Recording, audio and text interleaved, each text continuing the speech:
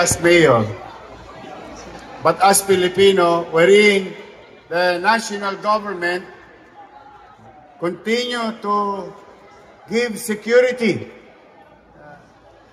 through our country by addressing food security in the entire nation. You know, even uniformed personnel will agree with me that food insecurity is threat to national security. That's why palakpakan natin ng mga taga-DA,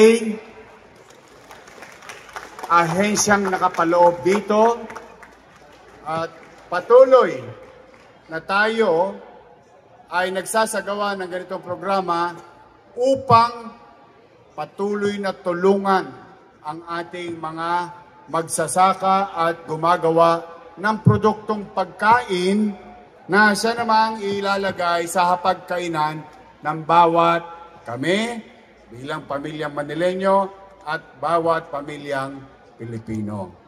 Kaya naman doon sa mga napunta rito at sino-showcase ninyo ang inyong produkto dito sa makasaysayang lugar ng lungsod ng Maynila at makasaysayang lugar ng ating bansa, ang Intramuros.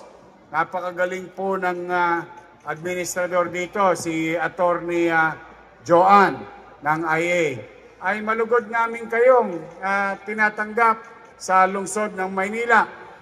At kung hindi kalabisan, total, nanggaling pa kayo ng Mindanao, Visayas, Northern Luzon, Central Luzon at iba't ibang bahagi ng Pilipinas. Pwede bang tagalan yung manatili rito at gumastos pa kayo? Go around the city while you're attending the expo and learn from it and collaborate among each other through the initiative of Secretary Laurel. Ay magpangipangita kayo at magkaroon kayo ng engagement. Habang ginagawa ninyo yun, pag medyo napagod na kayong ikutin ito, pwede ho kayong paglabas ninyo, nangka. Tapos wawakali kayo dyan. Dire-diretso na po kayo. Puntahan ninyo yung Port Santiago. Sayang, nandito na rin lang naman kayo. May entrance fee po doon, ha? Tosgas kayo. Pagkayari, labas kayo. Doon, kumaliwa kayo. Doon sa BF condominium. Kakaliwa kayong ganoon, Plaza Mexico. Makita ninyo yung pinagawa ni Presidente at ni First Lady na yung aming Riverside na development. Napakaganda. Lalo na maya-maya, pagka tumiklop na po ang araw, ay napakaaliwalas po ng lugar na yon. At makakapamasyal kayo diretso. Marami kayong mabibili doon. Gastos kayo. Tapos dire-diretso, kanan kayo ng Arroceros, nandun na kayo sa malapit sa City Hall. Makita nyo yung Metropolitan Theater. Dumiretso pa kayo konti, lagpas City Hall, may SM. Baka meron kayong ipagsa-shopping. Pagbaba nyo ng SM, gusto nyo makita yung magandang museum, ang National Museum of the country. Dalawa na po ngayon ang magandang museum sa lungsod ng Maynila na pinatatakbo naman ng national government din. Ay doon mag-i-enjoy po kayo. At yung bagong maaliwalas na Rizal Park or Luneta. Gusto nyo naman ng aquarium, kakaiba, meron din po kami dito yung H2O Hotel. At kung halimbawa mag-overnight kayo, huwag kayong magalala, doon sa Roas Boulevard.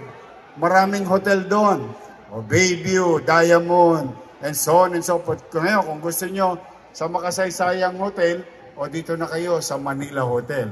So what I mean is that, enjoy your stay in the city of Manila while you're here. And go out and spend your money. Kailangan po namin yung gastos ninyo. Dahil gusto ko po, habang ang national government, in our own little way, to support its initiative and synchronize our effort in line with the policy and goals of the national government through Department of Agriculture. Gusto ko naman, itong aming syudad na makasaysayan ay maikot ninyo. At marami naman sa inyo dyan na mga nakikinig ay meron ding kasaysayan sa lungsod ng Maynila. Magmuni-muni kayo, magpagulong-gulong kayo sa damuhan. Maganda po ang damuhan lang, Luneta.